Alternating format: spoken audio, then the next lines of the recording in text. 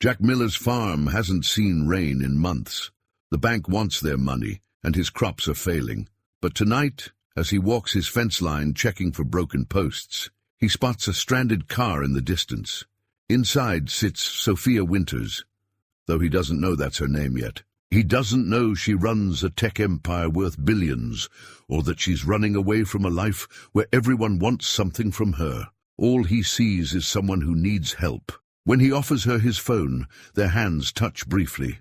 A simple moment that will change everything. As thunder rolls across the prairie, neither realizes they've just met the person who will turn their world upside down. But what will happen when Sophia's real identity comes to light? Will Jack's simple act of kindness survive the truth? Before we jump back in, tell us where you're tuning in from. And if this story touches you, make sure you're subscribed, because tomorrow I've saved something extra special for you. Lightning split the darkening sky as Jack approached the stranded Tesla. He pulled his worn denim jacket tighter, raindrops beginning to spatter against his weathered cowboy hat. The car looked wildly out of place here, its sleek silver body gleaming despite the gathering gloom, like a spaceship landed in his wheat field. Through the window, he could see a woman frantically tapping at her phone. Her tailored blazer and perfectly styled hair spoke of boardrooms and business deals, not broken-down vehicles on dirt roads. "Everything all right, ma'am?" He kept his distance, not wanting to startle her. She looked up, relief flooding her features. "Oh, thank goodness, I've been trying to call for help, but there's no signal out here." Jack smiled apologetically. "Welcome to rural Nebraska. Only certain spots catch any bars." He pulled out his ancient flip phone. "This old thing usually works, though, something about the antenna." She stepped out of the car, extending her hand. "I'm Sophia Winters. And you are?" "Jack Miller. This is my farm you're stranded on." He shook her hand, noting how soft it was compared to his calloused palm. A thunderclap made Sophia jump, and the heavens opened. Rain poured down in sheets, the kind of rain Jack's crops had been desperate. And for all summer, Sophia yelped, quickly retreating toward her car.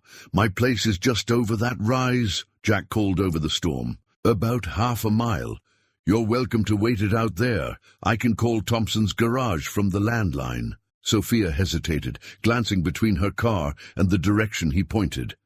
Another crack of lightning made her decision for her. "Lead the way, Mr. Miller." They jogged through the strengthening storm, Sophia struggling in her heels. Without a word, Jack offered his arm for support. She took it, and they made their way across the muddy field together. The farmhouse came into view, a two-story structure that had weathered countless storms just like this one. The white paint was peeling in places, and the porch steps creaked, but it stood proud against the darkening sky. "It's not much," Jack said as he opened the door, "but it's home." Sophia stepped inside, taking in the worn but clean furniture, the family photos on the walls, the smell of coffee lingering in the air. Everything about it felt real in a way her penthouse apartment never had. "It's wonderful," she said softly, and meant it. Jack busied himself with the landline while Sophia dripped on his welcome mat. The call was quick and to the point. "Pete can't make it out tonight. Roads are flooding. Says first thing tomorrow." "Oh." Sophia twisted her hands together. "I don't suppose there's a hotel nearby?" Jack shook his head. "Nearest one's 30 miles out, and I wouldn't recommend these roads in this weather, even in a car that's running." He cleared his throat. "Guest room's yours if you want it. Sheets are clean." Sophia knew she should feel more hesitant about staying in a stranger's home, but something about Jack's straightforward manner put her at ease. She'd spent years learning to read people. It was essential in her position, and everything about him spoke of simple honesty. "Thank you. That's very kind." While Sophia changed into some old clothes Jack's sister had left behind, he made coffee and sandwiches. They sat at his kitchen table, the storm raging outside, creating an oddly cozy atmosphere. "So," Jack said, pushing a plate toward her, "what brings a Tesla out to these parts?" Sophia took a bite, buying time. She couldn't tell him she'd been running away from her board of directors. From the pressure of running a multi-billion-dollar tech company, from another marriage proposal that felt more like a merger agreement. Taking the scenic route, she said finally, needed some time to think. Jack nodded, not pushing for more. Sometimes the middle of nowhere is the best place to hear yourself think. Sophia studied him over her coffee cup. His face was tanned from working outdoors, laugh lines crinkling at his eyes, despite the worry she could see there. A good face, she decided. Honest. This is a beautiful farm, she said, gesturing to the window where lightning illuminated the fields. You must be very proud of it. Something flickered in Jack's expression. Been in my family 4 generations. Not sure there'll be a 5th, though. Oh? Sophia's mind immediately went to children, but Jack's next words surprised her. Banks calling in loans early. Droughts hit us hard this year. He shrugged, trying to make light of it. But you didn't come out here to hear about farming troubles. Sophia leaned forward. Actually, I'd like to hear more. And to her surprise, she meant it. For the next hour, as rain drummed on the roof, Jack told her about the farm, about his father teaching him to drive a tractor when he was 8, about the good years when the silos burst with grain, about the current struggle to adapt to changing weather patterns and market demands. Sophia found herself drawn in by his passion, his deep connection to the land. In her world, millions of dollars changed hands with a keystroke, but here was something real, something you could touch and nurture and watch grow. Thunder crashed closer, and the lights flickered ominously. Jack stood, gathering candles and matches. Just in case, he explained. Sure enough, minutes later they were sitting in candlelight, the storm somehow more immediate in the darkness. Like camping, Sophia said, trying to hide her unease at the darkness. Jack smiled. City girl, huh? Is it that obvious? Just a bit, but his tone was kind, not mocking. Sophia found herself relaxing as they talked into the night, the candles casting dancing shadows on the walls. Jack told stories about growing up on the farm, and she shared carefully edited tales of her own life, steering clear of anything that might reveal her true identity. As the storm began to fade and exhaustion set in, Jack showed her to the guest room. Bathroom's down the hall if you need it. I'm just across the way if you need anything else. Sophia looked around the simple room, with its handmade quilt and curtains that smelled of sunshine. Thank you, Jack, for everything. He tipped an imaginary hat. Welcome to Nebraska, Miss Winters. That night, as Sophia lay in the unfamiliar bed, listening to the rain, she realized she felt more at peace than she had in years. Outside her window, the newly watered wheat fields stretched endlessly under the storm-cleared sky, and somewhere out there, a kind farmer with worried eyes was probably lying awake too, wondering how to save his family's legacy. She rolled over, mind already working on solutions she knew she couldn't share. Not yet, not without revealing who she really was. And for now, being just Sophia felt too precious to give up. Sophia woke to unfamiliar sounds. Roosters crowing, distant mooing, and the gentle creak of an old house settling. Sunlight streamed through thin curtains, painting patterns on a hand-stitched quilt. For a moment, she forgot where she was, her hand automatically reaching for her phone to check the morning stock reports. Then she remembered. The storm, the stranded Tesla, the kind farmer with the gentle eyes. The floorboards were cool under her borrowed socks as she made her way. Downstairs, the smell of coffee and something sweet drew her to the kitchen, where she found Jack at the stove, a weathered cookbook propped open beside him. Hope you like pancakes, he said without turning around. My grandmother's recipe. Secret ingredients. Buttermilk. It smells amazing. Sophia approached, peering at the cookbook. Its pages were yellow with age, margins filled with handwritten notes. May I? Jack nodded, flipping a pancake with practiced ease. Been in the family forever. My grandmother brought it over from Ireland when she came here as a bride. Sophia carefully turned the pages, finding recipes annotated with decades of family history. Add more sugar if the berries are tart, one note read. Johnny's favorite. Make for his birthday, said another. Your grandmother must have been quite a cook. She was something else. Jack's voice softened with memory. Raised 6 kids through the Dust Bowl, kept everyone fed somehow. Pa said she could make a feast from an empty pantry. Sophia touched a recipe for Irish soda bread, the page stained with use. Will you teach me? Jack looked surprised. You want to learn to bake? Why not? I'm stuck here until the mechanic arrives. Anyway, she didn't mention that in her world, breakfast usually meant a protein shake grabbed between meetings. All right then.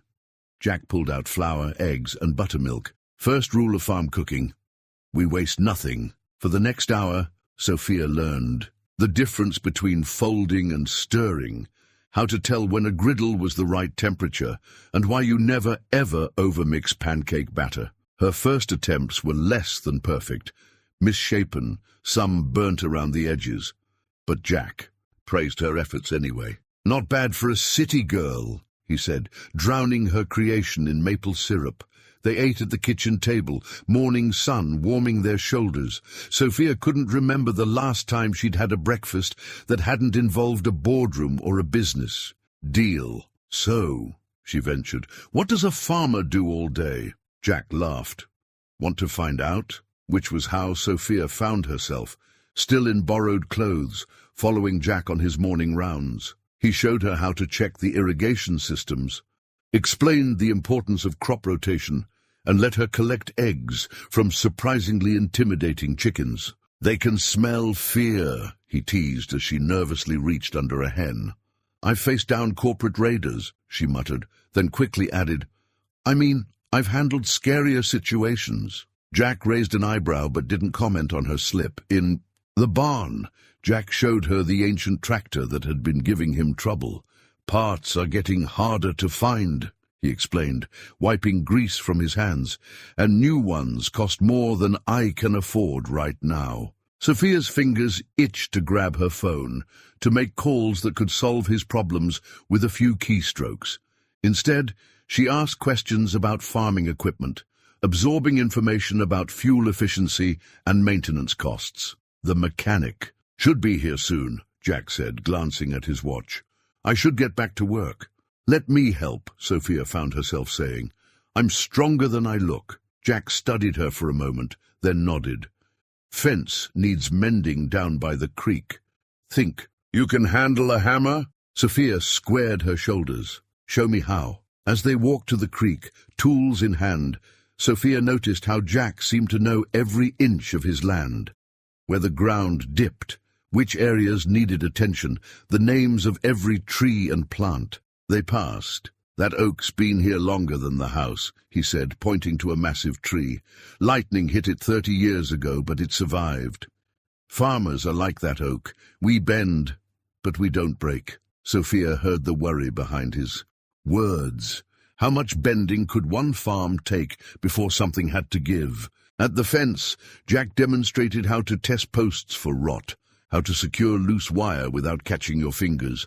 Sophia threw herself into the work, understanding now why his hands were so calloused. My father would die laughing if he could. See me now, she said, hammering a staple into a post. Not a lot of fence mending in the city? Not exactly. Sophia wiped sweat from her forehead, leaving a smudge of dirt. Without thinking, Jack reached over and brushed it away. Their eyes met held, then both quickly looked away. A truck's distant rumble broke the moment. That'll be Pete, Jack said, gathering the tools. Let's get you back to your car. As they walked back, Sophia felt an unexpected reluctance to leave. This morning had shown her a world so different from her own, a world of tangible work and simple pleasures, where wealth was measured in sunrises and healthy crops rather than stock options and profit margins. She looked at Jack's profile against the morning sky and wondered what he would think when he discovered who she really was. Would he see her differently? Would this easy companionship evaporate in the face of her true identity? The Tesla waited. Where they'd left it incongruous against the pastoral backdrop. Pete, the mechanic, was already popping the hood, whistling at the sophisticated engine. Never worked on one of these before, he said cheerfully. But a car's a car, right? Sophia hid a smile, knowing that Tesla's computer system was probably more advanced than his entire workshop, but she appreciated his confidence. "Think you can fix it?" Jack asked. "Give me an hour. Need to run back to the shop for some parts." Though, as Pete drove away, Sophia turned to Jack. "I don't suppose that breakfast offer extends to lunch?" His answering smile was warm enough to rival the morning sun. "I think we can arrange something."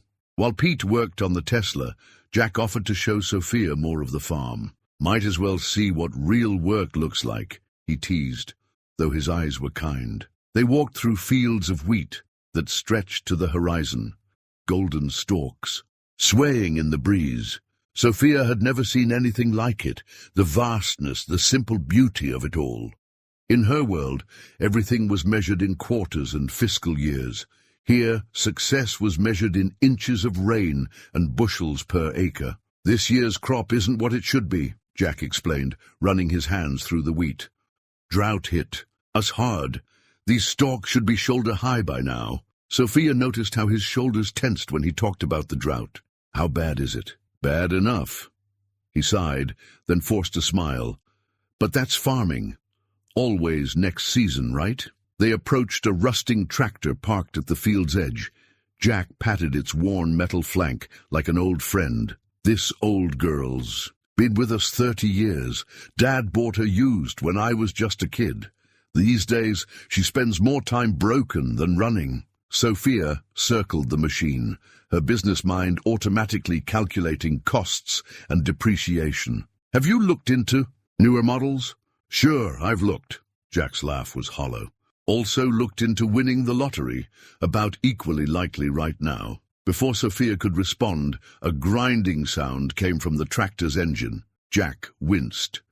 "And there goes the starter motor. Again." "Can I help?" Sophia asked, already rolling. Up her sleeves, Jack looked skeptical. "You know anything about engines? I'm a quick study." She didn't mention that she'd majored in mechanical engineering before getting her MBA, or that she'd built her tech empire on understanding how things worked. For the next hour, they worked side by side under the tractor's hood. Jack was surprised by her knowledge, but she deflected his questions with vague comments about having picked things up here and there. Their hands brushed occasionally as they worked, sending little sparks of awareness through both of them. At one point, Sophia reached past Jack for a wrench, and his breath caught at her nearness. The air between them felt charged, like the atmosphere before yesterday's storm.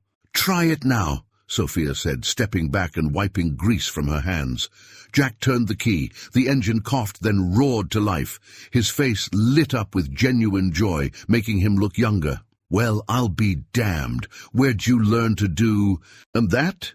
Sophia shrugged, fighting a smile. "Lucky guess?" "Lucky nothing. You're full of surprises, Ms. Winters." They moved on to check irrigation lines, Jack explaining how he'd tried to modernize the system but couldn't afford the more efficient options. Sophia listened intently, her mind already spinning with potential solutions she couldn't yet offer. Near the creek, they stopped to repair more fencing. The morning's work had taught Sophia what to do, and this time she moved with more confidence. Jack watched her with growing admiration. "You're not like any city person I've ever met," he said. Sophia concentrated on the fence post, avoiding his eyes. "Maybe you haven't met the right city people." "Maybe I haven't." Something in his voice made her look up. He was watching her with an expression that made her heart skip. A meadowlark song broke the moment. Jack cleared his throat. "We should check the north field before lunch." As they walked, Sophia noticed him favoring his right leg slightly. "Are you okay?" "Old injury. Acts up sometimes." He brushed off her concern. "College football. Thought I might go pro, actually, before Dad got sick. Came home to help run the farm. He passed 6 months later." Jack's voice was matter-of-fact, but Sophia heard the old pain beneath it. Couldn't leave Mom to handle everything alone. Sophia thought about her own path, the relentless drive to succeed, the sacrifices made for ambition. What would she have done in his place? "You're a good son," she said softly. Jack's smile was bittersweet. Good son, maybe. Not such a good businessman, according to the bank. They reached the north field, where the wheat was noticeably thinner. Jack's expression tightened. Used to be our best field, now. He picked up a handful of dry soil, letting it sift through his fingers. Soil's different. Climate's different. Everything's changing, and I'm running out of ways to keep up. Sophia's heart ached for him. She knew exactly how she could help. Capital for new equipment, irrigation systems, soil management programs. Her company's agricultural technology division was developing solutions for exactly these problems. But helping would mean revealing who she was, shattering this precious bubble where she was just Sophia, a woman who fixed tractors and learned to make pancakes. "You'll find a way," she said instead. "I believe that." He looked at her then, really looked at her, and Sophia felt exposed despite her secrets. "Why do I get the feeling you understand more than you're saying?" Before she could answer, they heard Pete's truck returning. The moment slipped away, but Sophia felt the weight of Jack's question lingering between them. Walking back, they fell into step, naturally, as if they'd walked this path together countless times before. Sophia found herself wishing they had. Wishing for a simpler life, where she could be this version of herself all the time. But as the Tesla came into view, reality reasserted itself. Soon she would leave, returning to board meetings and billion-dollar decisions. And Jack would stay here, fighting to save his family's legacy. Unless... Sophia pushed the thought away. First, she needed to find the courage to tell him the truth, and hope that when she did, he would still look at her the way he had in the North Field, like she was someone worth knowing, secrets and all. Pete's diagnosis of the Tesla wasn't promising. "Need to order a part," he said, wiping his hands on a rag. "Won't be here till tomorrow at the earliest." Sophia bit back a smile at his apologetic tone, knowing the part could be helicoptered in. Within hours, if she made one phone call. But that would raise too many questions. "I suppose I'm imposing on your hospitality for another day," she said to Jack. "Suppose you are." His eyes crinkled at the corners. "Need to head into town for supplies anyway. Want to see how the other half lives?" The town turned out to be little more than a main street with a handful of businesses. Sophia found herself charmed by the faded awnings and hand-painted signs. Outside Miller's Hardware, an old man in overalls sat in a rocking chair, nodding to passers-by. "Morning, Jack," he called. "Who's your friend?" "Morning, Earl. This is Sophia." Her car broke down by the creek bend. Earl's eyes twinkled. "Lucky?" He broke down. Inside the hardware store, the air smelled of wood shavings and metal. A bell tinkled as they entered, and an elderly woman looked up from behind the counter. "Jack Miller, where have you been hiding? And who's this lovely young lady?" "Mrs. Miller, this is Sophia. No relation to your Millers, I'm afraid." "Call me Betty, dear." She peered at Sophia over her reading glasses. "You're not from around here." "Just passing through," Sophia said, then added without thinking, "although the scenery's tempting me to stay." She felt Jack's eyes on her but didn't dare look at him. Betty smiled knowingly. "Well, we could use some new blood around here. Too many young folks leaving for the city these days." While Jack gathered his supplies, Sophia wandered the aisles, fascinated by the organized chaos. Everything from nails to chicken feed filled the shelves, and each item seemed to have a story attached. "That's Frank Miller's old level," Betty said, noticing Sophia's interest in a worn tool. "He used it to build half the houses in town, including Jack's place. You know everyone's history, don't you? Honey, in a town this size, history's all we've got." Betty lowered her voice. "And some of us worry about Jack's place becoming history too, if you take my meaning." Sophia's chest tightened. "The drought's been hard on everyone, I guess." "Drought, banks, changing times." Betty sighed. "That boy works himself to the bone trying to keep his daddy's dream alive. He deserves better." At the counter, Jack was arguing good-naturedly about his account. "Put it on the tab, Betty. I'll settle up end of month." "You always do, boy." Betty's eyes held concern despite her smile. "You always do." Outside, they ran into a group of women, leaving the cafe next door. their curious gazes fixed on Sophia, measuring everything from her borrowed clothes to her stance beside Jack. "Ladies," Jack nodded politely. The whispers started before they'd gone 10 feet. "Don't mind them," Jack said. "Small town, new faces are better than television." "I don't mind." Sophia was surprised to find she meant it. After years of appearing in business magazines and tech blogs, being gossiped about as just a mysterious stranger felt refreshingly simple. They stopped at the local diner for lunch. The waitress, a teenager with bright blue hair, lit up at the sight of Jack. "Uncle Jack, Mom said you might come by today." She turned to Sophia. "I'm Lucy. Jack taught me to drive tractor last summer. Almost gave me a heart attack too," Jack added. "Please, you loved it." Lucy pulled out her order pad. The usual. Over burgers and hand-cut fries, Sophia watched Jack interact with what seemed like every person who walked through the door. Each had a story, a connection, a shared history. "You're important to them," she observed, "to the whole town."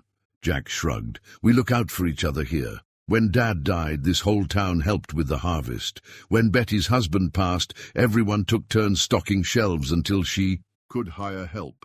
"It's beautiful," Sophia said softly, thinking of her own world where relationships were often measured by their strategic value. "Different from what you're used to?" She met his eyes. "Very different. But maybe that's not a bad thing." The afternoon, sun slanted through the diner's windows, painting everything in warm gold. For a moment, Sophia let herself imagine being part of this world, not as a billionaire tech CEO, but as someone who belonged in this community of interconnected lives and shared stories. The fantasy shattered when her phone buzzed. A message from her assistant marked urgent. The real world was calling, but looking at Jack's face in the sunlight, Sophia wasn't sure which world was real anymore, or which one she wanted to be real. Back at the farm, Sophia retreated to the guest room to check her messages. 27 missed calls, 43 texts. Her entire executive team was in panic mode. "Board meeting in 3 hours," her assistant's message read. "They're threatening to vote on the agri-tech initiative without you." Sophia's hands clenched. That initiative was her passion project. Sustainable farming technology that could help thousands of small farms like Jack's. She couldn't let it be derailed by short-sighted board members who only saw quarterly profits. She was typing a response when a knock at the door made her jump. She quickly tucked her phone away. "Come in!" Jack appeared in the doorway, holding something in his hands. "Found this while clearing out the barn. Thought you might be interested." It was an old employee ID badge, the photo faded but still clear, a much younger Jack in a university polo shirt. "Nebraska State Agricultural Research Center," Sophia read aloud. "My first job after college." He sat on the edge of the bed. "Was going to revolutionize farming, make everything sustainable and efficient." His laugh held no bitterness, just acceptance. Life had other plans. Sophia's heart raced. This was her chance to tell him about her company's agri-tech program, about solutions that could save his farm. But before she could speak, her phone buzzed again. This time, Jack noticed. "Sounds like someone's looking for you." "Just work," she said vaguely. "Must be important work." Their eyes met, and Sophia saw the question there. She opened her mouth to explain, but Jack held up a hand. "You don't owe me any explanations. We all have our secrets." "Jack, Dad always said there were 2 things you couldn't rush. Crops growing and trust building." He stood, smiling gently. "Take your time." After he left, Sophia buried her face in her hands. Her phone buzzed again, this time with a news alert. Tech. Billionaire Sophia Winters missing. Sources say CEO's sudden disappearance raises questions. She quickly shut off her phone. Tomorrow. She'd tell him everything tomorrow after the board meeting. She just needed to handle this crisis first. Downstairs, she found Jack on the porch watching the sunset. A family photo album lay open in his lap. "Want to see something?" He patted the space beside him. Sophia sat, careful to maintain a small distance. The album showed a much younger Jack with his parents, standing proud in front of a shiny new tractor. First major purchase after Dad modernized our irrigation system. Loan almost broke us, but that tractor helped double our yield that year. He turned the page. Sometimes you have to risk everything to move forward. The words hit close to home. Sophia thought about her own risks, dropping out of her MBA program to start her company, betting everything on unproven technology. Was it worth it? She asked softly. That year, yes. Jack's voice grew quieter. Now, I'm not so sure. Banks talking about calling in their loans early.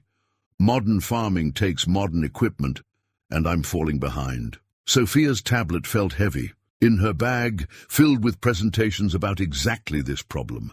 Her company had solutions, innovations that could help not just Jack, but farmers everywhere. Maybe there's... She started, but Jack's phone rang, interrupting her. Earl, slow down. What do you mean, reporters? His eyes widened. Asking about who? Sophia's stomach dropped. She could hear Earl's excited voice through the phone. Some big-shot CEO gone missing. They're showing her picture on the news. And I swear, Jack, she looks just like... I'll call you back, Earl. Jack hung up, turning to Sophia with new eyes. She stood quickly. Jack, please let me explain. Sophia Winters. His voice was carefully neutral. Not just a name, is it? It's a whole company. Tech giant. Worth billions. Yes, but... Were you ever going to tell me? Or was this just some kind of research? See how the simple folk live. No, it's not like that at all. Sophia stepped toward him, but Jack moved back. Then what is it like? Because from where I'm standing it seems like you've been playing some kind of game. The hurt in his eyes was worse than anger would have been. Sophia reached for words to explain how real this had been. How she'd found something here she never knew she was missing. But before she could speak, headlights swept across the porch. A sleek black SUV pulled up, and a woman in a sharp suit stepped out. Ms. Winters, she called. Thank God, the board is waiting. And just like that, Sophia's two worlds collided, shattering the peaceful bubble of the past 2 days. She looked at Jack, silently pleading for understanding, but his face had closed off completely. You should go, he said quietly. Sounds like important people are waiting. Jack, goodbye, Ms. Winters. He turned and walked into the house, leaving Sophia alone on the porch with the weight of her secrets and the ruins of something precious she hadn't meant to break. The board meeting was a disaster. Sophia sat in her hotel suite in Lincoln, watching rain streak the windows while her tablet displayed the aftermath. Stock prices dipping, speculation running wild, and her agri-tech initiative hanging by a thread. The board wants to restructure the entire program, her assistant explained. They're saying small-scale farming isn't profitable enough to... They're wrong. Sophia's voice was steel. She thought of Jack's face when he talked about his land, about legacy, about community. Get me the latest projection models and call an emergency meeting for tomorrow morning. After hanging up, she stood at the window, watching lightning illuminate the prairie. Somewhere out there was a farm she'd started to think of as home, and a man who probably never wanted to see her again. The rain grew heavier, and suddenly Sophia couldn't bear the sterile hotel room another minute. Before she could second-guess herself, she was in her Tesla, driving through the storm. The farm looked different in the rain, mysterious, almost magical. Light glowed from the barn, and Sophia found herself drawn to it like a moth to flame. She heard the music before she reached the door, an old country song crackling from a vintage radio. Through the gap in the barn doors, she saw Jack working. On the tractor they'd fixed together, his movements angry and purposeful. Sophia pushed the door open. Jack looked up, surprise quickly masked by guardedness. Came to collect your car. His voice was carefully neutral. No. Sophia stepped inside, rain dripping from her expensive coat. I came to tell you the truth. Little late for that, don't you think?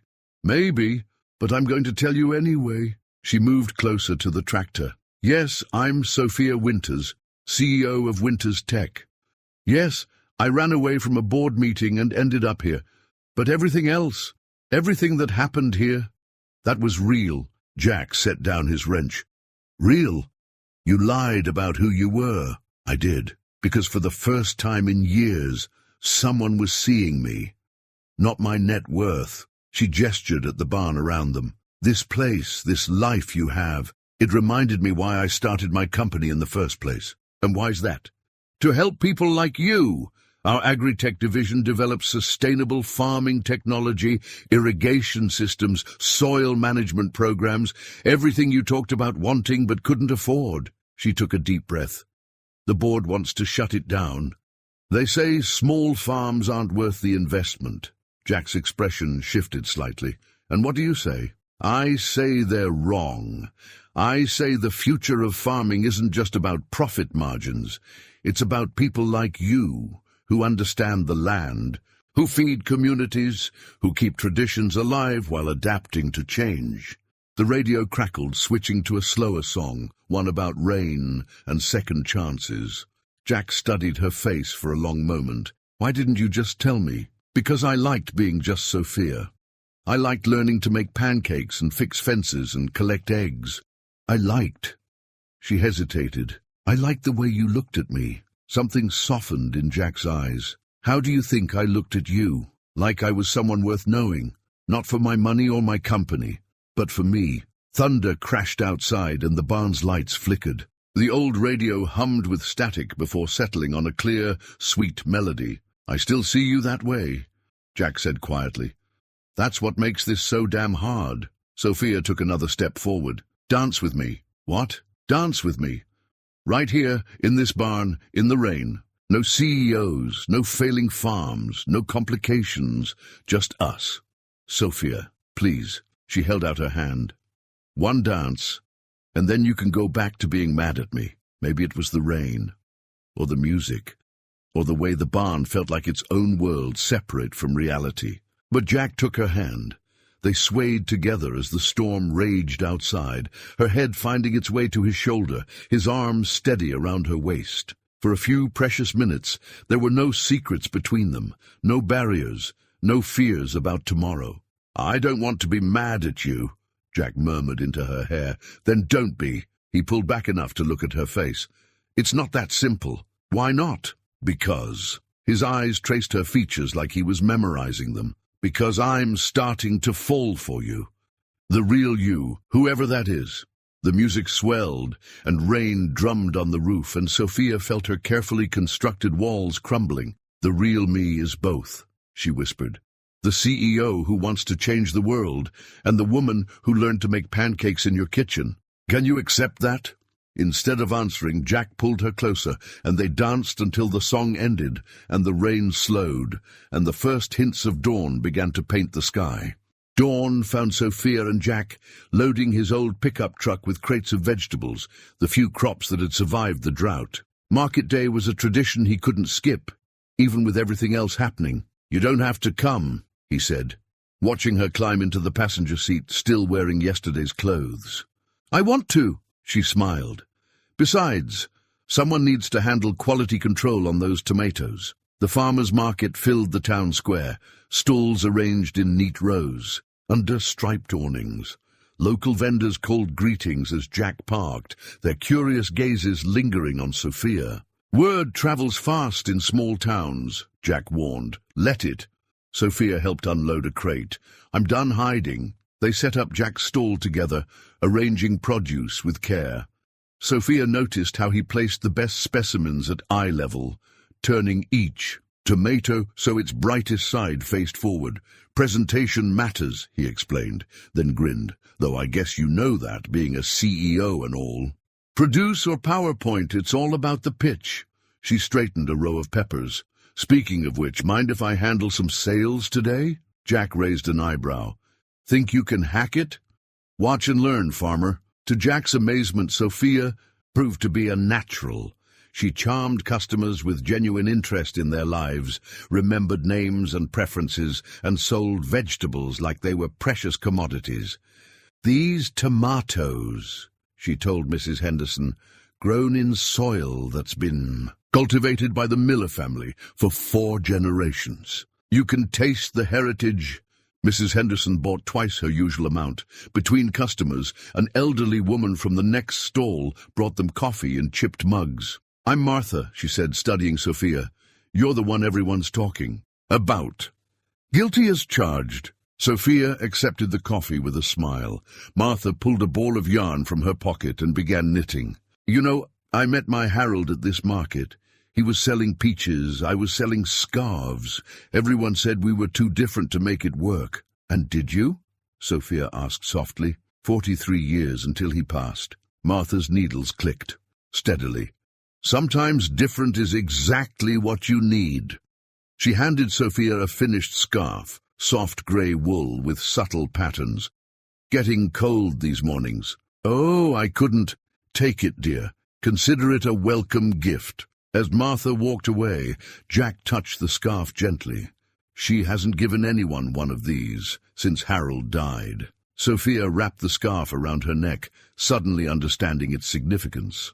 She was being welcomed, accepted, woven into the community's fabric. The morning passed in a blur of transactions and conversations. Sophia learned about Lucy's college plans, Earl's grandchildren, Betty's arthritis. Each story connected to others, creating a tapestry of shared lives. During a quiet moment, Jack found Sophia studying his ledger with a frown. "That bad, huh?" "It's not great," she admitted. "But I have some ideas. Sustainable ones, not just corporate bailouts." "Going to save my farm, Miss Winters?" "No," she met his eyes. "Going to help you save it yourself." Before he could respond, a commotion at the market entrance drew their attention. A group of reporters had found her. "Miss Winters, is it true you're abandoning the Agritech initiative? Any comment on the board's vote? Are you having a breakdown?" Jack stepped in front of her protectively, but Sophia touched his arm. "It's okay." She squared her shoulders. "I need to handle this." She walked toward the reporters with calm purpose. Jack watched as she transformed, not into someone different, but into a more complete version of herself. The woman who'd collected eggs and danced in his barn now radiated quiet authority. "I'm exactly where I need to be," she told the reporters, "in the heart of American agriculture, learning from the experts." She gestured around the market. "These farmers, these communities, they're not statistics in a boardroom presentation. They're the future of sustainable farming, and Winters Tech is proud to support them." The reporters scribbled frantically. Jack felt the weight of Sophia's words, understanding she wasn't just saving his farm, she was fighting for a vision. Later, after the reporters left and the market began to close, Martha appeared again. "Here." She pressed something into Jack's hand, another scarf. This one in deep blue. Match hers. Around them, vendors packed up their stalls, calling. Goodbyes across the square. The morning sun turned everything golden, and the air smelled of fresh bread from the bakery and flowers from Martha's stall. Sophia leaned against the truck, grey scarf soft around her neck, looking like she belonged. And maybe, Jack thought, she did. Not despite her different world, but because of it. "Ready to head home?" he asked, then realized what he'd said.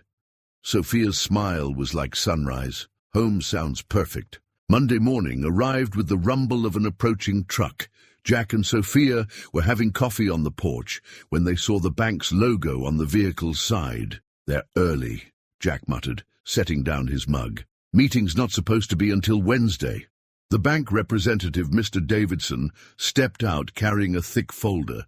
His expression suggested this wasn't a social call. "Jack." He nodded curtly. "Need a word." They moved into the kitchen, where Sophia could see their silhouettes through the screen door. She tried not to eavesdrop, but fragments of conversation carried clearly in the morning air, accelerating the timeline. "Market conditions. No choice in the matter." Jack's voice rose. "That's impossible. You can't just—" "We can, and we have." Davidson's tone was final. "You have 48 hours to produce the funds, or we begin foreclosure proceedings." Sophia's hands clenched. She knew exactly how much money was in her accounts, knew she could solve this with a single phone call. But she also knew Jack well enough now to understand that wasn't the answer he needed. The screen door slammed as Jack stormed out, his face dark with anger and something worse, defeat. "Jack! Don't!" His voice was rough. "Just Don't say anything right now. He strode toward the barn, shoulders rigid. Sophia waited a few minutes before following. She found him sitting on a hay bale, head in his hands. The bank notice lay crumpled at his feet. How bad? She asked softly. Bad enough. He looked up, eyes red. They're calling in all the loans, not just mine, half the farms in the county. Some investment firm bought the bank's agricultural portfolio. They want quick returns, not long-term relationships. Sophia's mind raced. She knew which firm it probably was. They'd tried to buy her agritech division last year. There has to be a solution. Yeah? Jack's laugh was bitter. Unless you've got $2 million lying around, I don't see one. Actually, no. He stood abruptly. Don't even think about it. Why not? I have the resources. I want to help. Because I'm not a charity case. The words exploded out of him. I'm not some feel-good project for a billionaire to save. Is that really what you think this is? Sophia felt her own anger rising. That I'm here playing small-town savior? Why are you here, Sophia? Really? Because last week you were running away from your life and now suddenly you want to swoop in and fix everything? I'm here because I care about you, you stubborn idiot. Because this farm matters, this community matters, and yes, I have the means to help, but that doesn't make my feelings any less real. They stared at each other, both breathing hard. In the distance, thunder rolled, another storm approaching. I can't take your money, Jack said finally, quieter now. You have to understand that. Sophia took a deep breath, forcing herself to think past the emotion. Okay. Then let me help another way. Let me fight this with you, not as a billionaire, but as someone who knows business, who understands contracts and corporations.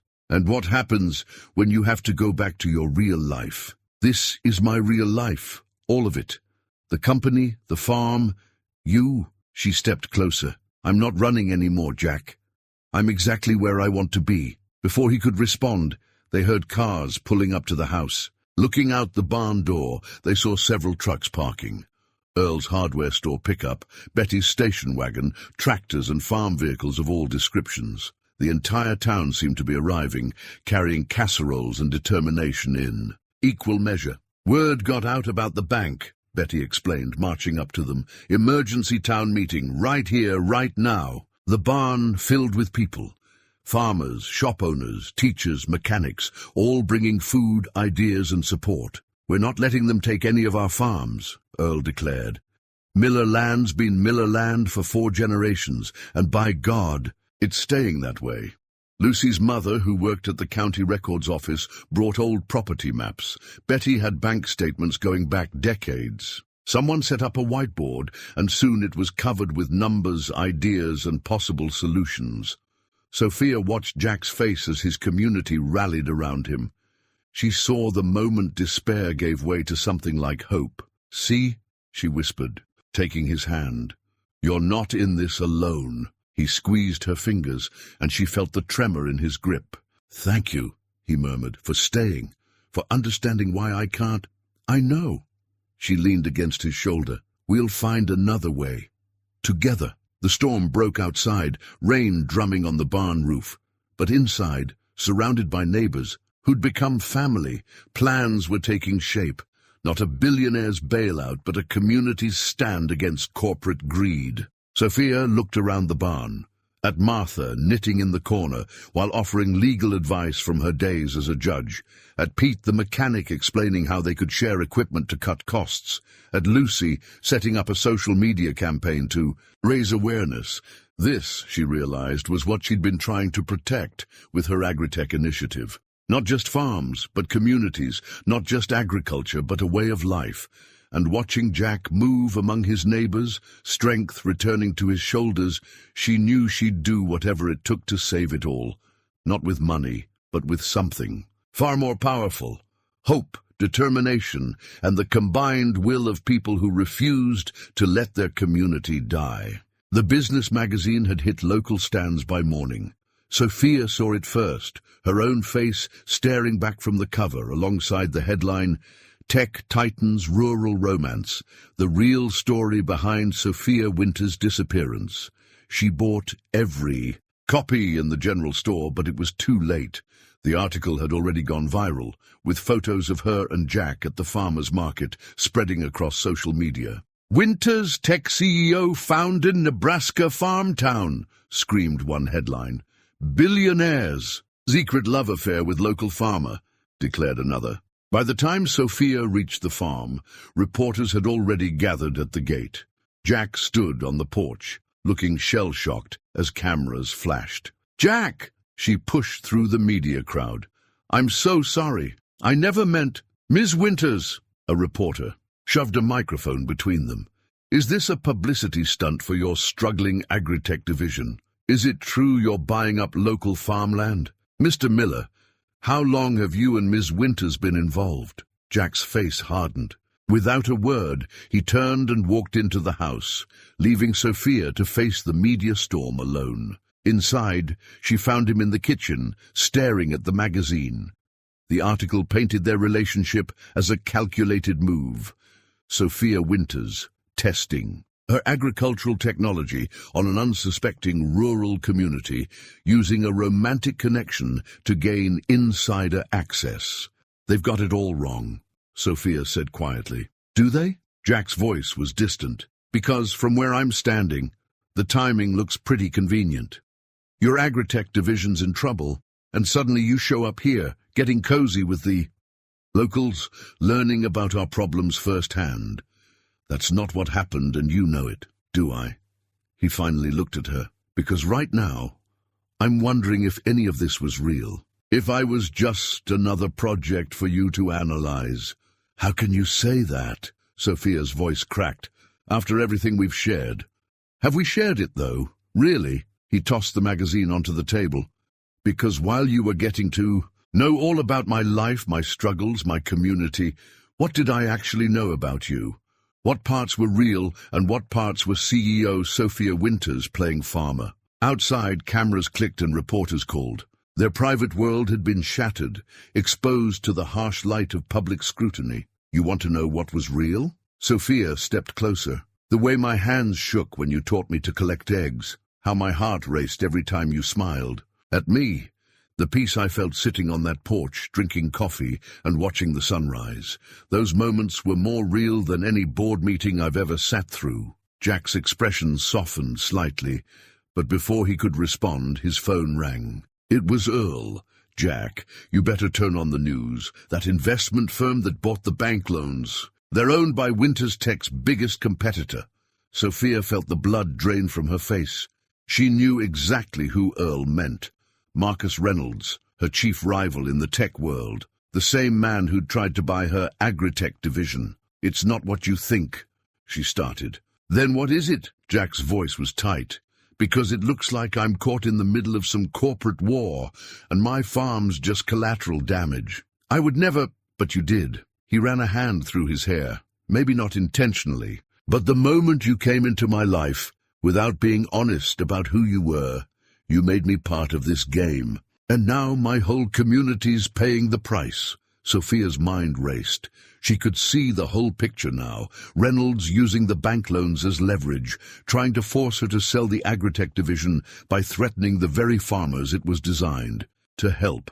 "I can fix this," she said. "Like you fixed things by hiding who you were, by letting me fall for someone who didn't really exist." The words hit like physical blows.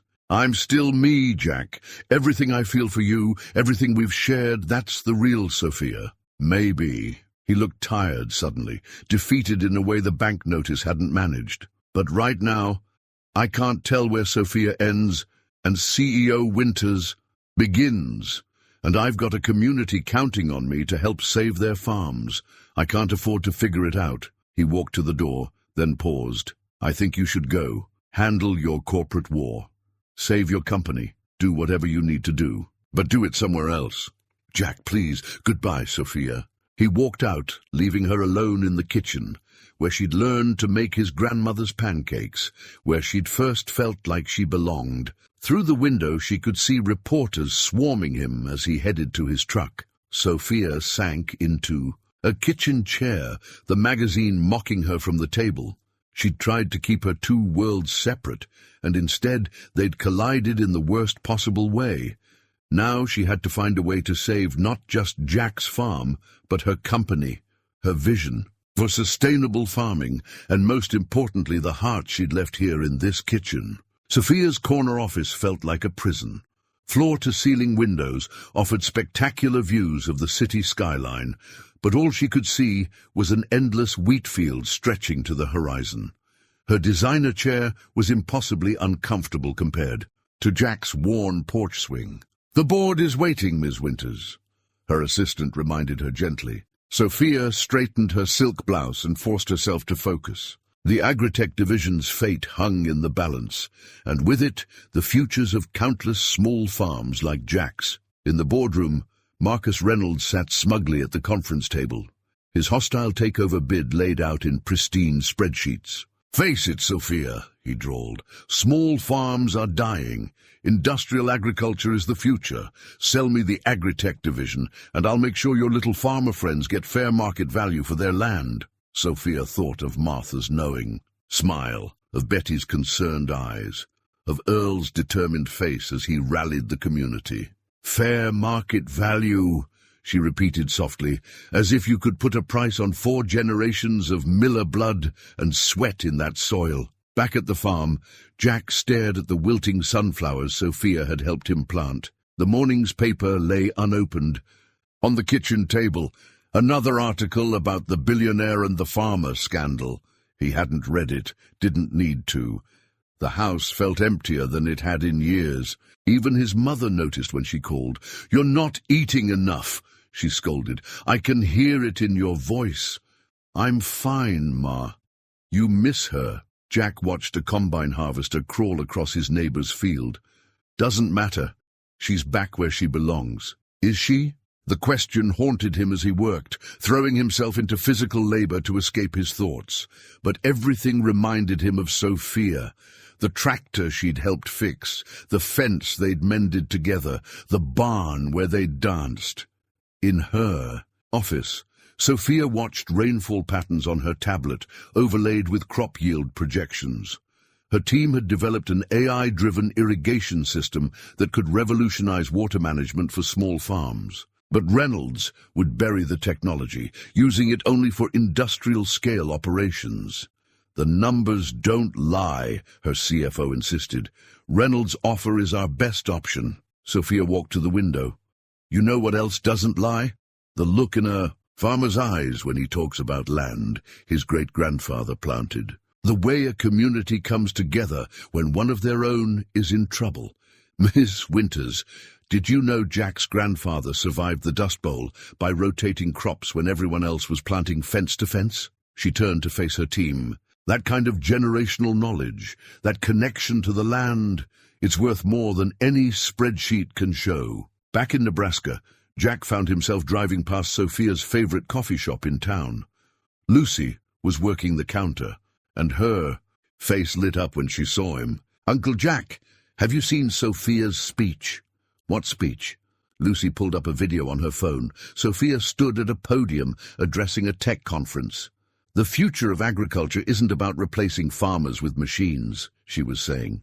"It's about empowering the people who've worked this land for generations with tools that honor their expertise while helping them adapt to changing times." Jack's heart clenched. He recognized the passion in her voice. It was the same tone she'd used when talking about his grandmother's recipes. In her office, Sophia held Martha's gray scarf, soft wool, a reminder of acceptance freely given. Her phone buzzed with another message from Reynolds, another threat wrapped in corporate pleasantries. She thought of Jack's words. "Sometimes you have to risk everything to move forward." A plan began to form. Dangerous, possibly crazy, but true to both sides of herself. CEO Sophia Winters had the resources to fight Reynolds. But farm girl Sophia had learned something vital from Jack and his community. Sometimes the greatest strength lies in standing together. She picked up her phone, not to call her board or her lawyers, but to dial a number she'd memorized without meaning to. It rang once, twice. On the third ring, Betty's familiar voice answered. "Miller's Hardware." "Betty, it's Sophia. I need your help." "Actually, I need everyone's help. Miles apart, both Sophia and Jack watched the sun set over their respective horizons. She saw possibility in the fading light. He saw memories. Neither knew that tomorrow would bring them back into each other's orbit, but in a way neither could have predicted. Sophia stood before her board of directors, her resignation letter burning a hole in her pocket. But she wasn't going to need it. Not if her plan worked. Before we vote on Mr. Reynolds's offer, she began, I'd like to introduce some people. The boardroom doors opened.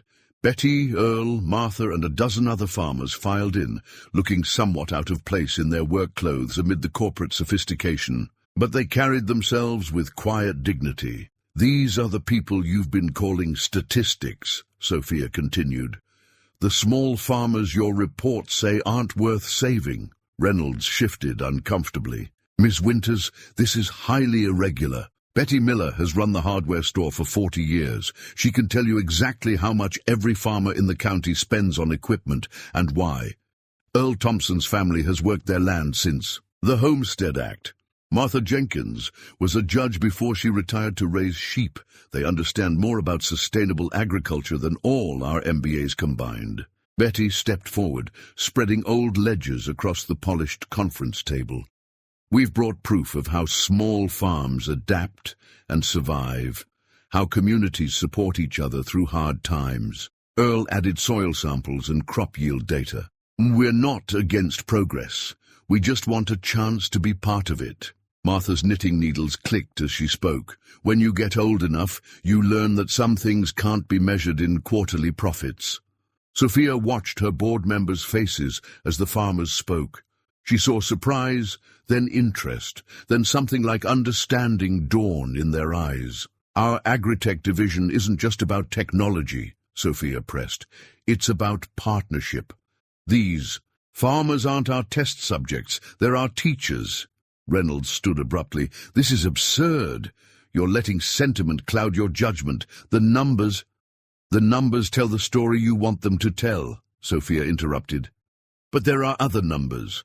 Community banks that thrive because they understand local needs. Small farms that survive because they adapt and innovate. Generations of agricultural knowledge that no algorithm can replace. She pulled up her presentation. Here's my counter-proposal. We spin off agritech into a separate company, one where farmers like these hold controlling interest. Winters Tech provides the technology, they provide the expertise, real partnership, not corporate takeover. The board chamber erupted in discussion. Reynolds' face turned an interesting shade of purple. Back at the farm, Jack was reviewing his accounts when Lucy burst in. Uncle Jack, you have to see this. She thrust her phone at him. It's streaming live. On the small screen, Jack watched Sophia stand toe-to-toe with a man he recognized from the business news. Behind her stood what looked like half the town, including his mother's best friend Betty. What's she doing? He breathed. Saving everyone, Lucy replied simply. As Jack watched, Sophia laid out a vision that merged innovation with tradition, technology with generational wisdom. She spoke about sustainable farming in ways that honored both progress and heritage. She gets it, he murmured. She really gets it. In the boardroom, the debate raged. Reynolds made threat after threat, but Sophia stood firm. Finally, the board chairman called for a vote. All in favor of Ms. Winters' proposal? Hands raised. Slowly at first, then with growing confidence. Reynolds stormed out before the count was finished. Motion carries, the chairman announced. Ms. Winters, you have 1 year to prove this model works. After the meeting, Sophia found Betty, Earl, and Martha waiting. That was quite a performance, Betty said, eyes twinkling. Not a performance. Sophia touched the grey scarf she still wore. Just the truth, finally. Speaking of truth, Martha set down her knitting. There's someone back home you need to talk to. Sophia's heart squeezed. I don't think he wants to hear anything I have to say. You'd be surprised. Betty's voice was gentle. That boy's been walking around like a lost soul since you left. And now we know why you kept your secret. You were protecting something bigger than yourself. I was protecting my company. Sophia admitted, but somewhere along the way I found something more important to fight for. Love's funny that way, Martha observed. Changes your priorities when you least expect it. Sophia looked out over the city skyline, thinking of a farmhouse porch and a man with honest eyes. One more battle to win, she said softly. Earl clapped her shoulder. We'll help. That's what community does.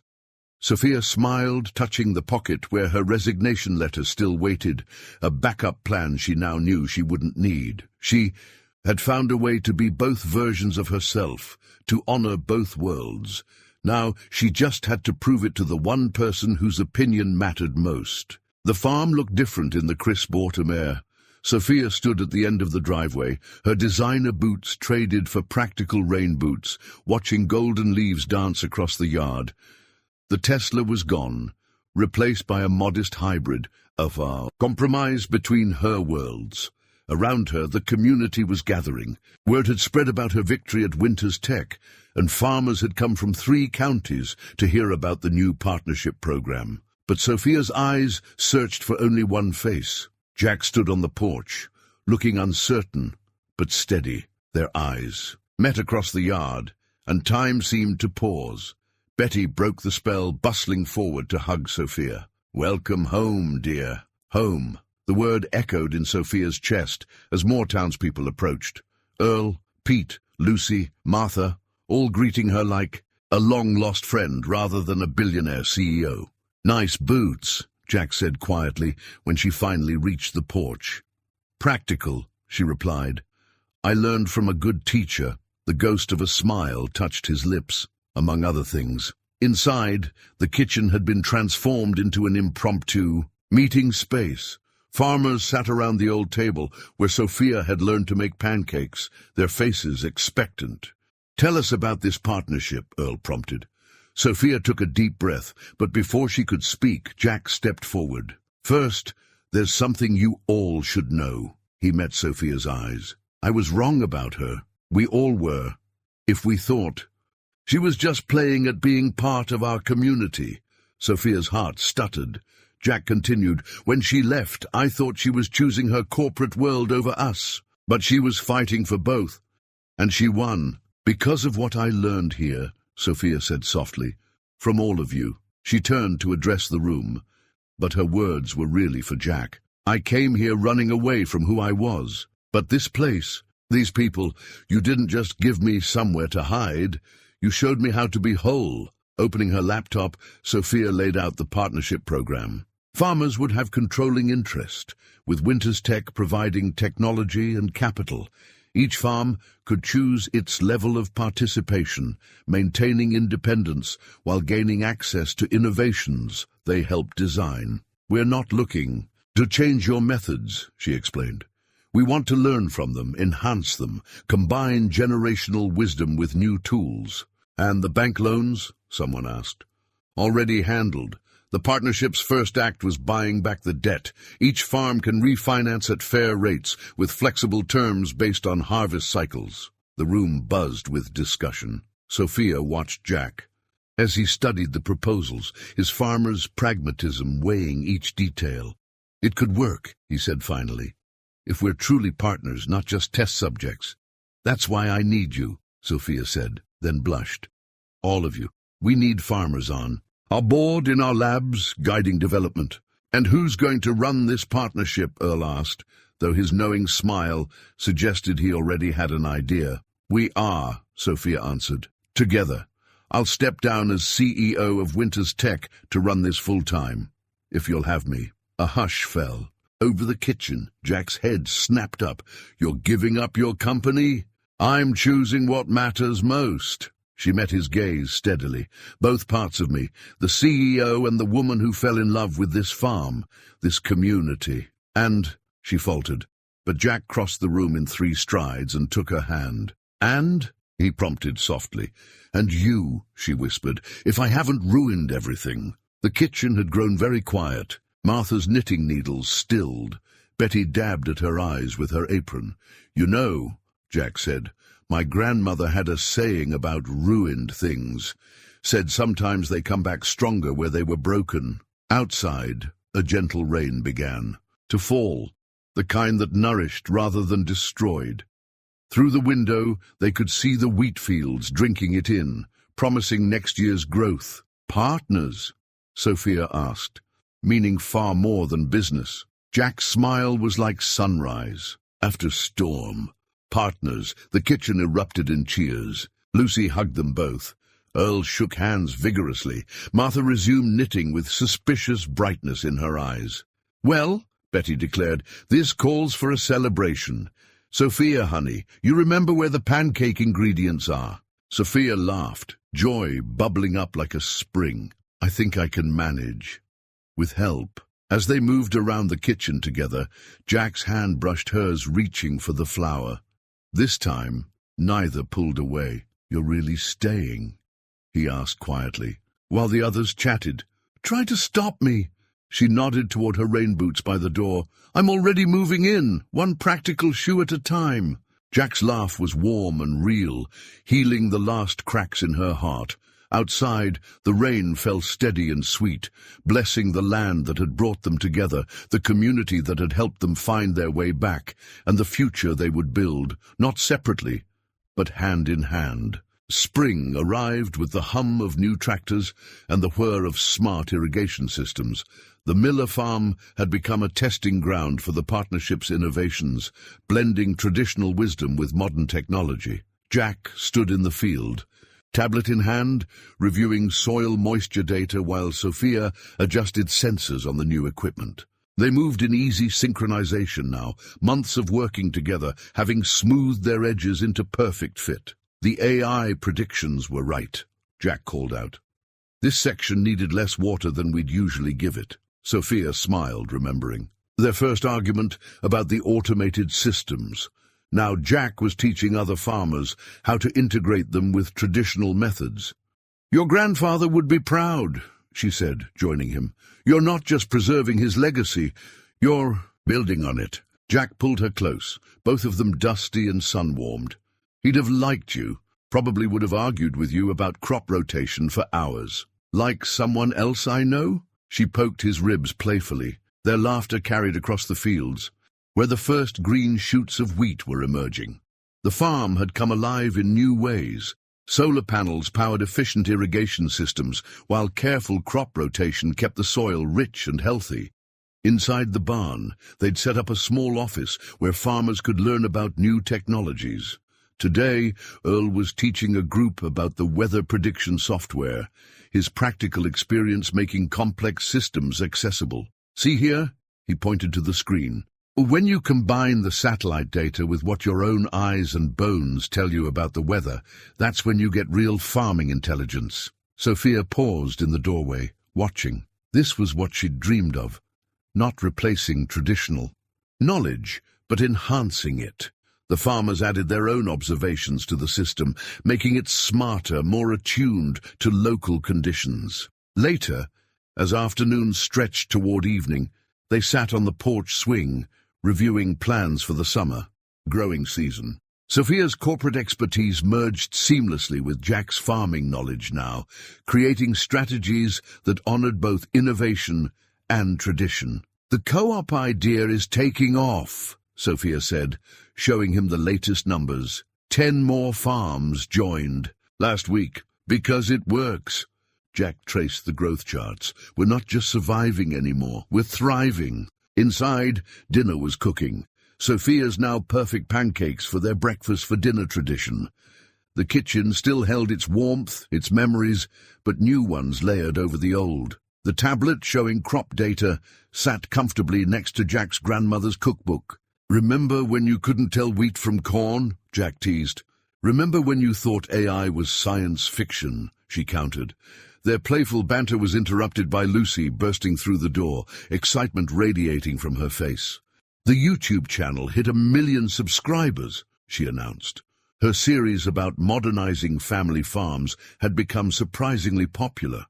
People really want to learn about this stuff. Sophia and Jack exchanged proud looks. Lucy had become their bridge to the younger generation, showing that farming could be both traditional and cutting edge. The evening settled around them like a comfortable blanket.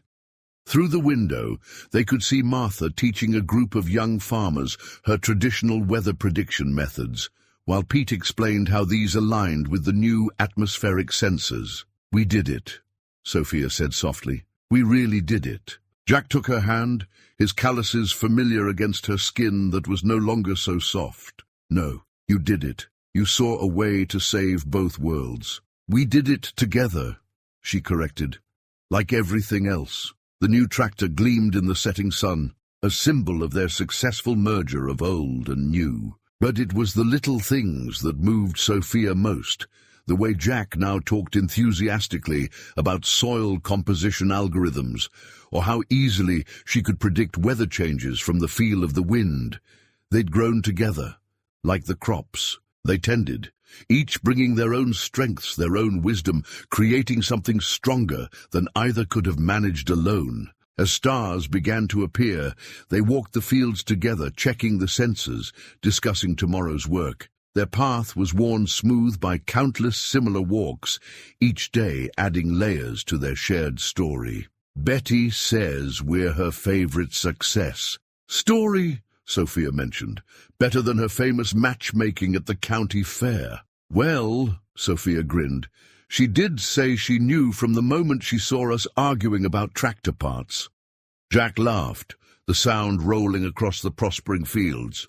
"Smart woman, Betty." The evening crickets began their chorus, harmonizing with the quiet hum of modern agriculture. On the horizon, the sunset painted the sky in shades of promise, while behind them, their farmhouse glowed with welcome, old and new in perfect balance. The harvest moon hung low and golden over the wheat fields, casting everything in magical light. The entire community had gathered at the Miller farm for the annual harvest festival, but this year was special. Their first season with the new partnership had yielded record crops across the county. Tables groaned under the weight of potluck dishes, fairy lights twinkled in the trees, and music drifted from Earl's vintage radio. Sophia stood at the edge of the celebration, taking it all in. She wore Martha's grey scarf, despite the mild evening, a reminder of how far she'd come. "Penny for your thoughts?" Jack's voice was soft behind her. "Just thinking about the first time I saw this farm." She leaned back against him, lost, pretending to be someone else, and somehow finding exactly where I belonged. "Funny how life works out." He wrapped his arms around her waist. "Speaking of which, I have something to show you." He led her away from the party, toward the old barn.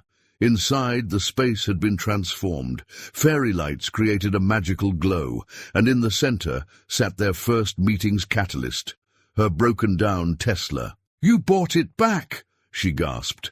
"Took some doing," his eyes crinkled, "but I had help." From the shadows emerged their friends and family, Betty, Earl, Martha, Lucy, Pete, all wearing knowing smiles. Even Sophia's former assistant stood among them, grinning. "What's going on?" Jack took her hands, his own trembling slightly. "Remember when you said we were partners in everything?" Sophia's heart began to race as he reached into his pocket and pulled out a small box. "This belonged to my grandmother," he said, opening it to reveal a simple gold ring. "But we had it modified. In the ring's center sat a small diamond, but the band itself was the treasure. On one side, an engraved pattern of wheat stalks, on the other, a circuit board design. Both sides of you," Jack explained softly, "both sides of us." Sophia touched the ring with trembling fingers, recognizing the craftsmanship of both the local jeweler and her tech company's precision tools. "The wheat design comes from seeds passed down through my family for generations," Jack continued. "The circuit pattern is from the first soil sensor you helped design." Betty thought of combining them. "We all helped," Martha called out, knitting needles clicking away at what was clearly becoming a wedding shawl. "Even the ring box is special," Lucy added excitedly. "Show her, Uncle Jack." He pressed a hidden button, and tiny LED lights illuminated the ring from below, making it sparkle like starlight. "Pete's idea," Jack said, "though your engineers helped with the execution." Sophia laughed through her tears.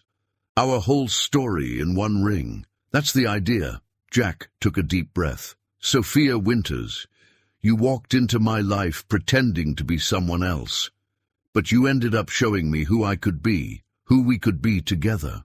He knelt, still holding her hands. Will you marry me? All of you, CEO and farmer's wife, tech genius and pancake maker, my perfect partner in everything? Sophia looked around at the faces of her chosen family, at the barn where they'd first danced, at the man kneeling before her, who had taught her that love wasn't about changing who you are, but finding someone who loves all of who you are. Yes, she whispered, then louder, yes. The barn erupted in cheers as Jack slipped the ring onto her finger. Earl's radio crackled to life with their song, the one they danced to that stormy night. May I have this dance, future Mrs. Miller Winters? Jack's eyes twinkled. Miller Winters? Well, we're all about combining traditions, aren't we? As they danced, their friends slipped away, leaving them alone in the glowing barn.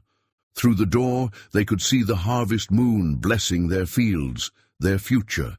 You know, Sophia said, I never thanked that Tesla for breaking down. I did, Jack grinned. Sent flowers to the mechanic and everything. They laughed together, swaying to the music, the ring catching light like their shared dreams. Outside, the harvest festival continued. Someone had set up the farm's new projection system, displaying real-time data from the season's success, alongside photos of community members working together. Past and future, tradition and innovation, all woven together like Martha's knitting. Think we can really have it all? Sophia asked softly.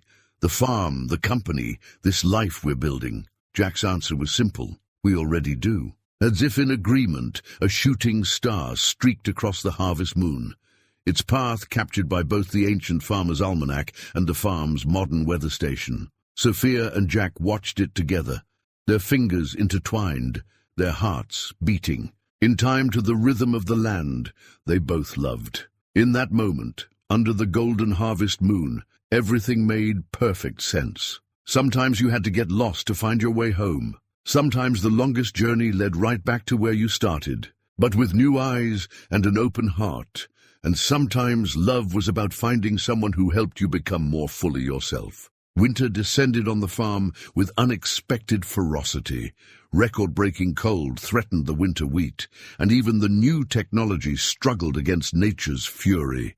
Sophia and Jack huddled over data screens in the warm kitchen, searching for solutions.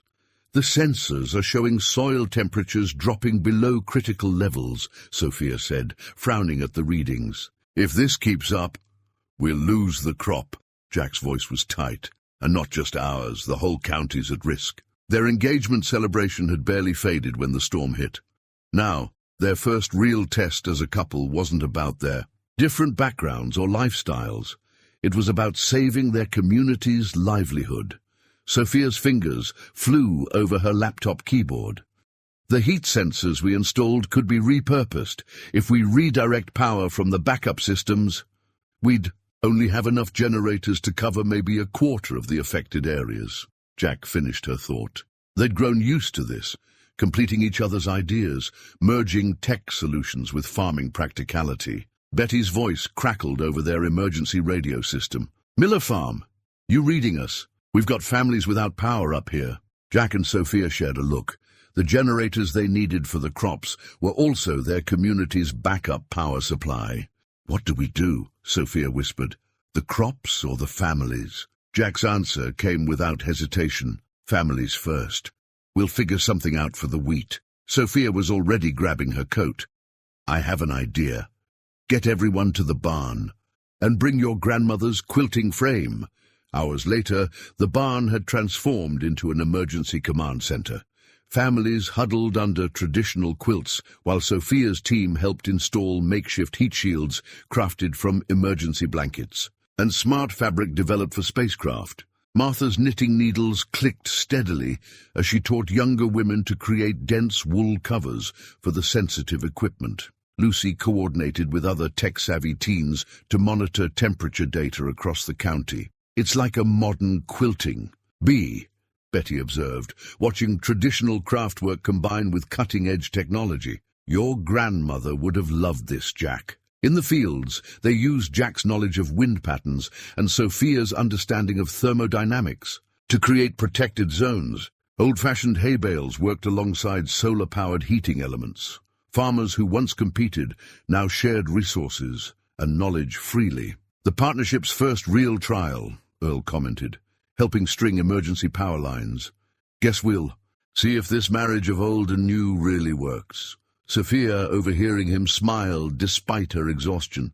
She and Jack had proved that very marriage could work, in life and in business. Late that night, checking temperature readings by flashlight, Jack found Sophia asleep at her laptop. On the screen, crop projections showed a fighting chance for survival. Beside the computer lay his grandmother's recipe book, open to a page, about winter crop protection techniques. He draped Martha's latest creation, a thick wool blanket with tech monitoring threads woven through it, over Sophia's shoulders. She stirred, blinking up at him. Did the new covers work? Soil temperatures stabilizing. He pulled her close. You did it. We did it, she corrected. All of us. Through the barn doors, they could see their neighbors working together, headlamps bobbing in the darkness as they checked on families. And farms. The crisis had brought out the best in their merged community. You know what this means, Jack said softly. That the partnership model works? That, and he smiled. We're ready for anything. Together. Sophia touched her engagement ring, where wheat stalks and circuit boards intertwined. I never thought I'd say this, but I think the farm taught me more about innovation than Silicon Valley ever did. And you taught us that progress doesn't mean losing who you are. Jack gestured to where Betty was showing young farmers how to read both digital sensors and traditional weather signs. It means becoming more. Dawn broke over the frozen fields, sunlight catching on the combination of ancient and modern protections they'd created.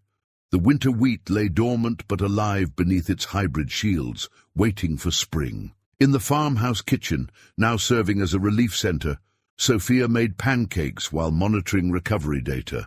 Jack coordinated supply deliveries. While updating their new crisis management protocols, they moved around each other with practiced ease, partners in every sense. Next winter, Sophia said, flipping a perfect pancake, we'll be better prepared.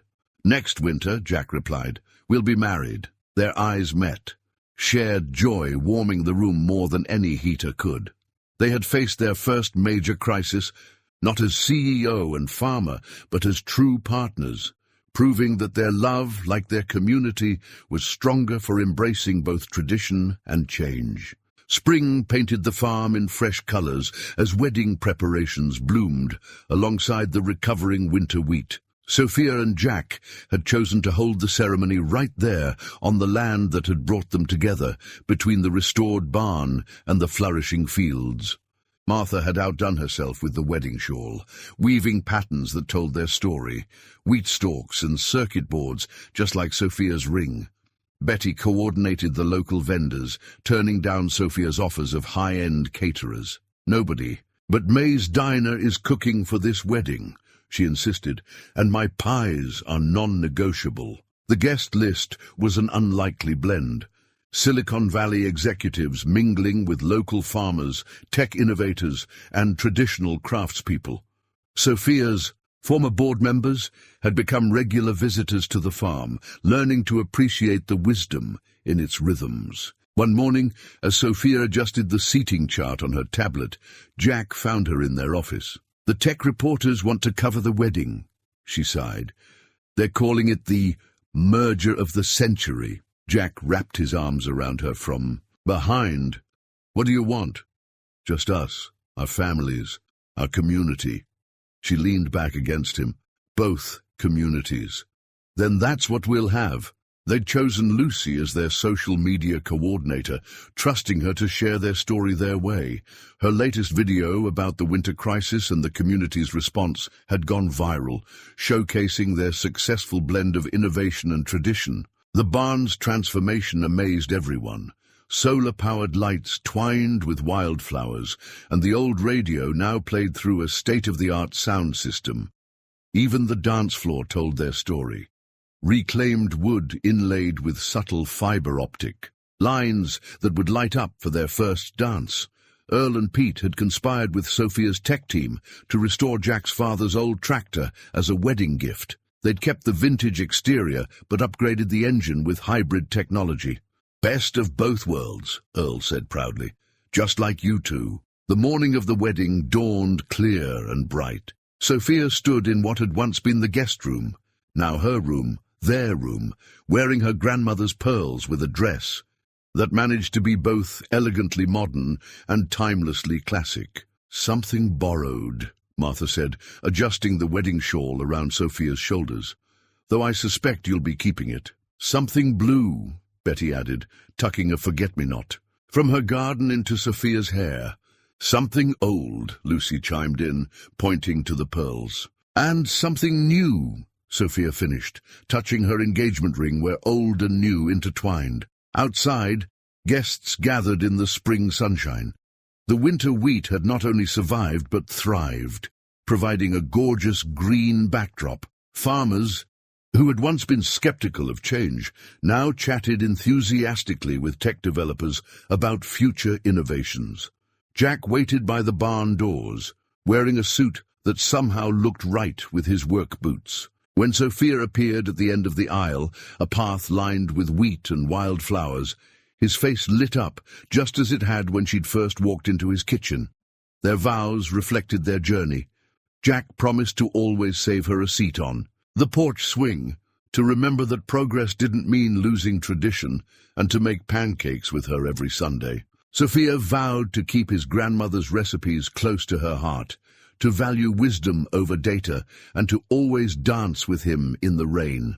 "I promise," Jack said, his voice steady and sure, "to love all of who you are, CEO and farm girl, innovator and traditionalist, my perfect partner in everything." "I promise," Sophia responded, tears gleaming, "to love every part of you, farmer and visionary, keeper of tradition and embracer of change, my heart's true home." The celebration that followed was uniquely theirs. Tables loaded with Betty's pies sat next to gourmet offerings, traditional folk music mixed with contemporary songs. Martha presented them with a quilt that incorporated conductive thread. It could display their real-time crop data while keeping them warm on the porch. Swing! Their first dance began traditionally, then surprised everyone as the floor lit up beneath them, the fiber optics following their steps like stars. Above them, the spring sky deepened to twilight, and fireflies began to dance among the wheat. "Look," Sophia whispered to Jack, nodding toward their guests. Tech executives were learning square dancing from local farmers. Scientists discussed weather patterns with old-timers whose bones could predict rain. Lucy showed Martha how her knitting patterns could be digitized and shared worldwide. "We did more than just get married today," Jack realized. "We proved it could work. All of it." Sophia squeezed his hand as they swayed together. "Think we started a revolution. Maybe." He grinned. "But mostly we just followed our hearts home." Around them, their communities had become one, drawn together by the same thing that had brought Jack and Sophia together, the understanding that the future wasn't about choosing between old and new, but about finding ways to make them both stronger together. 1 year later, a familiar Tesla pulled up to the farm's gate, but this time Sophia wasn't running away. She was coming home. The evening sun gilded the wheat fields, and the scent of Betty's pies drifted from the farmhouse kitchen where another celebration was gathering. Their first year of marriage had brought challenges and triumphs in equal measure. The partnership program had expanded to 3 more states, with farmers and tech companies working together in ways nobody had thought possible. The Miller farm had become a learning center, where agricultural students and software developers worked side by side. Jack stood on the porch, holding their 2-month-old daughter, Emma Grace. Named for both their grandmothers, she represented everything they'd built together, a future that honored the past while embracing what was to come. "How are my favorite people?" Sophia called, climbing the familiar steps. "Missing you," Jack replied, leaning in for a kiss, though Emma's been helping me analyze soil samples all day. Already following in our footsteps? Sophia took their daughter, breathing in her sweet baby scent. The engagement ring on her finger caught the light, wheat stalks and circuit boards still perfectly intertwined. Inside, the kitchen buzzed with activity. The annual Harvest Festival had evolved into something bigger, a celebration of community and innovation that drew people from across the country. Martha's knitting circle now included tech entrepreneurs learning traditional crafts. Betty's hardware store had become a hub for both ancient farming wisdom and cutting-edge tools. "There's the woman of the hour," Earl called out. He was teaching a group of young farmers how to integrate their new AI systems with traditional weather prediction methods. Lucy, home from agricultural college, where she was double majoring in computer science and sustainable farming, rushed to hug them. "Wait till you see the new video. We hit 5 million subscribers." The barn doors stood open, showing the perfect blend of old and new that their life had become. Solar panels powered the antique equipment displays. Jack's father's restored tractor sat proudly beside the latest sustainable farming innovations. "Remember when you first got lost here?" Jack murmured to Sophia as they watched the sunset from their porch swing. "Best wrong turn I ever took." She adjusted Emma's blanket, another of Martha's creations, incorporating both traditional patterns and smart fabric technology. The evening air carried the sounds of their extended family, farmers and tech workers, locals and visitors, all brought together by a vision that had started with one broken-down Tesla and a borrowed phone. Ms. Winters, a young reporter, approached, notebook in hand. "Can you comment on the partnership program's success?" Sophia smiled, remembering her own corporate days. "The secret isn't in the technology or even in the farming methods. It's in the people, in understanding that progress doesn't mean abandoning tradition. It means building on the foundation of generations," Jack added. "And sometimes the best innovations come from listening to the land and the people who know it best." Emma cooed, reaching for the wheat stalks Sophia had tucked into her hair, a habit she'd never lost. Around them, the farm hummed with life and possibility. The winter wheat was coming in strong, protected by a combination of ancient wisdom and modern innovation. The soil sensors Jack had once resisted now worked alongside his inherited knowledge of the land. Later, after the guests had gone and Emma was asleep in her crib beneath a mobile that mixed constellations with crop rotation patterns, Sophia and Jack danced in their kitchen. No music played except the eternal rhythm of the farm at night. Crickets chirping, wheat swaying, future growing. "Did you ever imagine this?" Sophia asked, her head on his shoulder. "That first night, when I was just a stranger with a broken-down car? Not in my wildest dreams." Jack pulled back to look at her. "But now I can't imagine anything else." Through the window, they could see the lights of other farms spread across the darkness, each one a testament to their vision of bridging worlds. The partnership had saved not just the Miller farm, but an entire way of life, enriching it with new possibilities while preserving its essential heart. Emma's cry drew them upstairs, where they found her battling sleep. Sophia sang an old lullaby, while Jack checked the smart monitor they'd developed specifically for farming families. Their daughter drifted off, surrounded by the perfect balance they'd created, modern comfort and timeless love. Back on the porch, under a star-filled sky, they settled into their swing. Sophia wore Martha's grey scarf, now a treasured heirloom. Jack's tablet showed promising data for next season's crops, but for now it lay forgotten as they simply held each other. "We did it," Sophia whispered. "We really did it." "We're still doing it," Jack corrected gently. "Every day." Around them, the farm settled into night's embrace. The wheat fields stretched endlessly under the moon, a testament to generations past and a promise to generations future. In the perfect darkness, you couldn't tell where tradition ended and innovation began, just like their love. It had all grown together into something new and wonderful and enduring. A shooting star traced its path across the heavens, captured by both the farm's advanced telescopes and the age-old wonder in their hearts. Sophia and Jack watched it together, partners in everything, their story proof that sometimes the longest journey leads you exactly where you were meant to be all along.